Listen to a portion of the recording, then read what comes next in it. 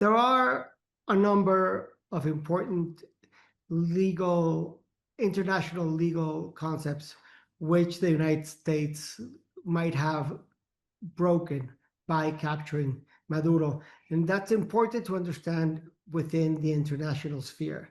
First of all, of course, there's a violation of state sovereignty, which is contemplated in the UN Charter Article 2.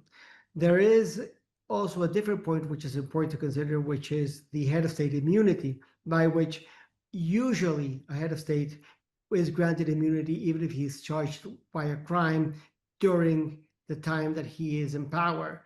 And there is the prohibition of extraterritorial law enforcement, which is exactly what this case would be. It is a capture or abduction of a foreign leader in foreign soil. Now, to understand where we stand, it is important to take into consideration another thing.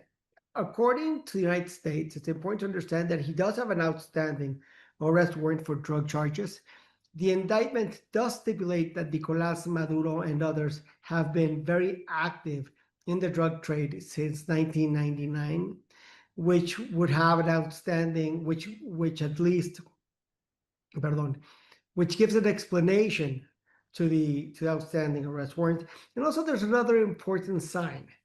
The fact that this is going to be prosecuted in the Southern District of New York gives us a clear idea that the United States government believes that they have a very strong case against Maduro.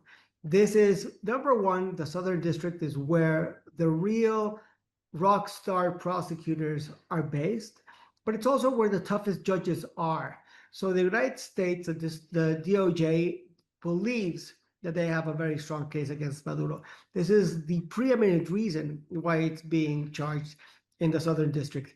Of course, one must not forget that in the Southern District, they have also charged other Mexican drug lords. So it's a common place for these cases to be charged, and we will have to see how the judge rules on the forthcoming case. To take precedent into consideration, we have to look at two cases. First of all, Manuel Noriega in Panama in the 80s is a clear case of the United States invading a country to take out a leader, but this has a different logic.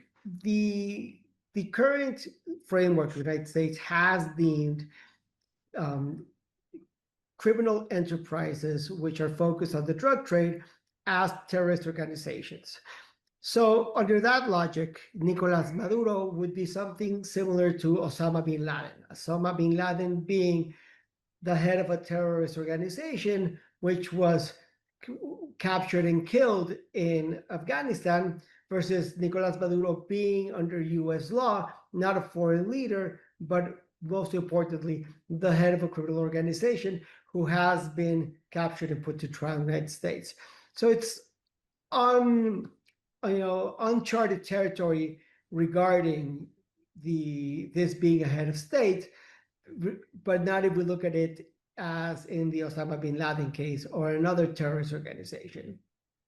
So it's a bit of both. It's a very interesting times we're living in, to say the least.